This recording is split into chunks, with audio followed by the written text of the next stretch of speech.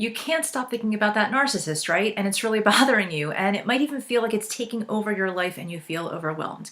My name is Michele Paiva. I'm a licensed psychotherapist. Welcome to Ignite Your Awe, and we are going to help you to stop thinking about that narcissist today.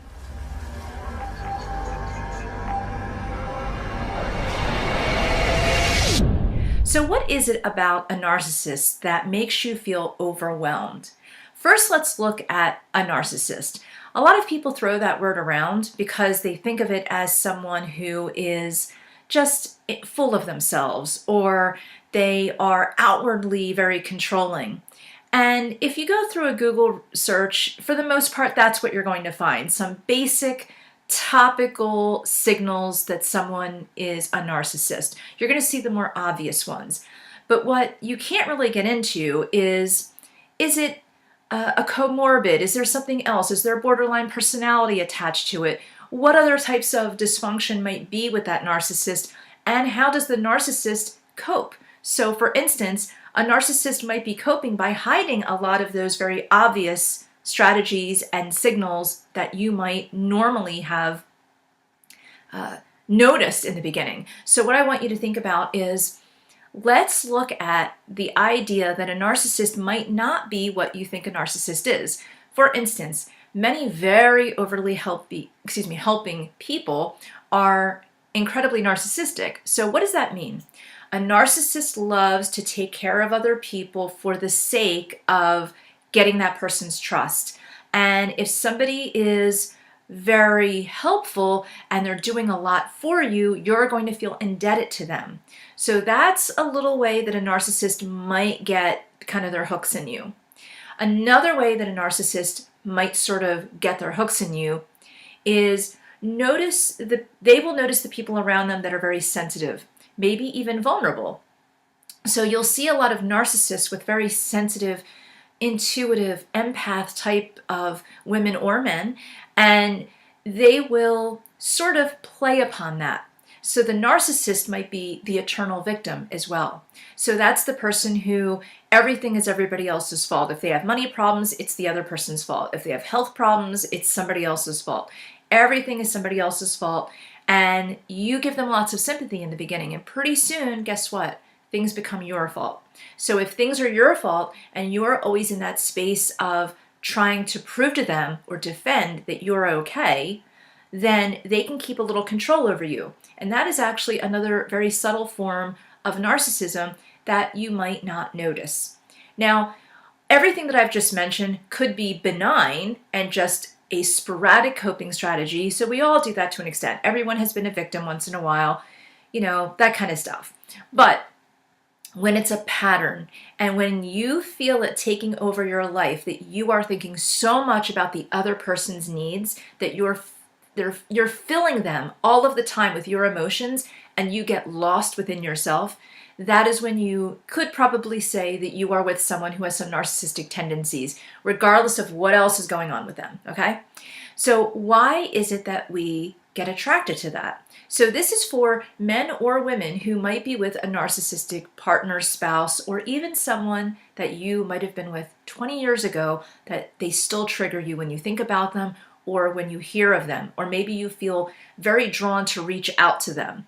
It's really interesting that a lot of narcissists, after a certain point, actually don't try to reach out. As long as they have, think of it this way, as long as they have a few people on the sidelines where they're getting their energy from, they don't always need to reach out to you.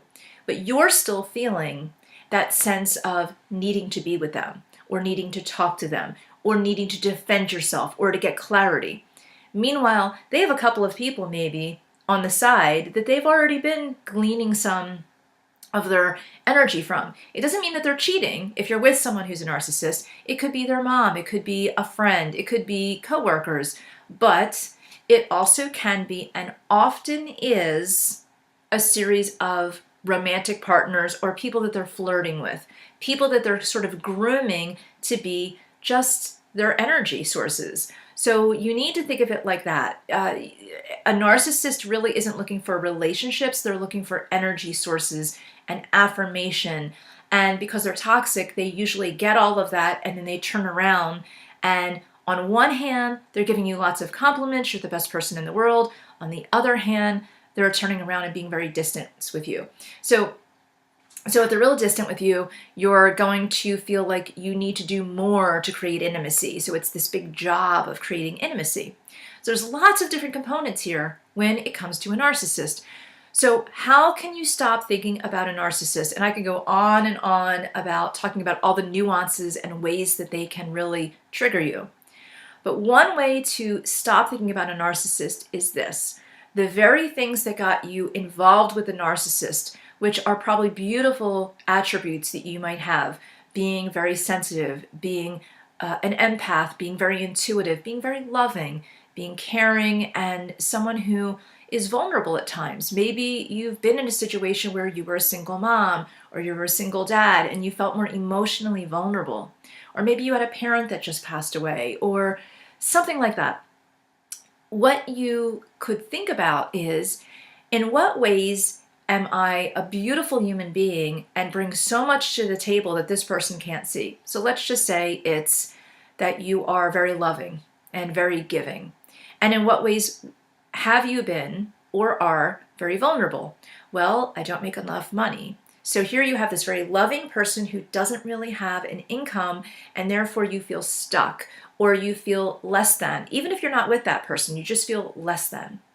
So if you're feeling less than, but that you are a very good person, you're going to be seeking this person's attention because they can be so giving, and it feels so good when a narcissist is giving. You know you're with a narcissist when you feel like you're the only person in the room in a crowd. You know you're with a narcissist when they act like you are like no one else that they know, that you are better than everyone else, that they're amazing, but you're more amazing, that they're intelligent, but you're more intelligent. You know, they give you compliments based upon, in a way, what they think they are. So they come to the table like, I'm a very intelligent person and you're even more intelligent. It takes a lot to keep me entertained and you do it for me. So really what they're doing is they're grooming you into having you notice how great they are. It's really not about you, okay? You get all flustered and you feel great, and then all of a sudden, you're just sucked in and they start to bring you down. So they sort of bring you up to bring you down.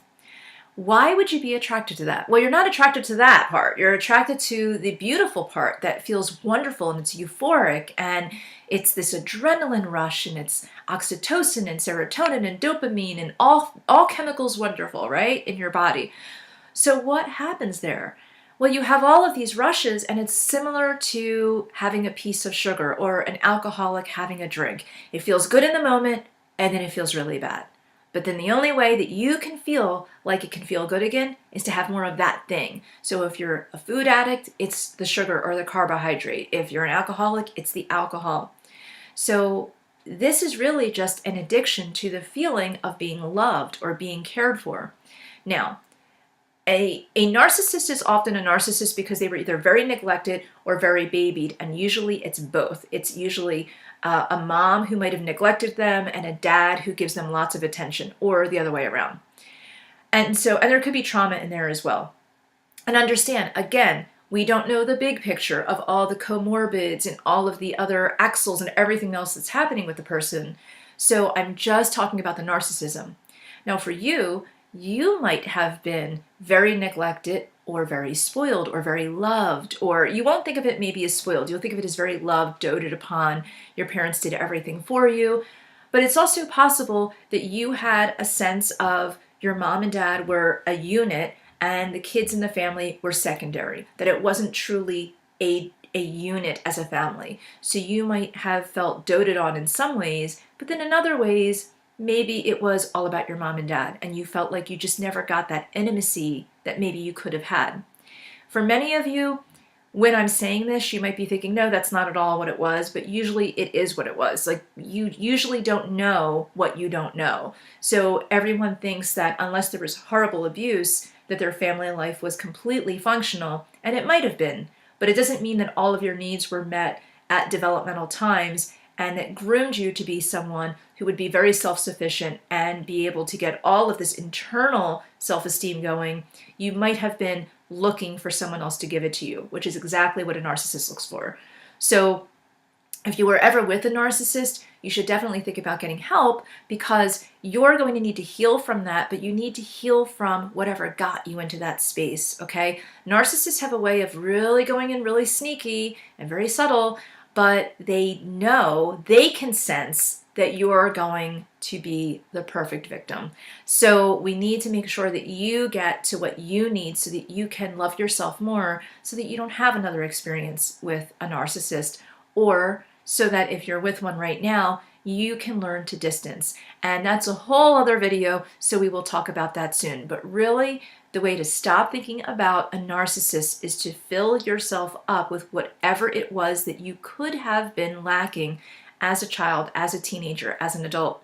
Fill it up with other people who are not narcissists. Learn that having that rush of attention actually is very dangerous and it's not really healthy, and learn to give yourself your own rush. It's going to take time. It's going to take practice. I'm giving you the strategy right now, today, to start implementing it today, but it's going to take practice. It's very painful, and I understand, and you might need to actually reach out to a therapist, so you might need to think about that.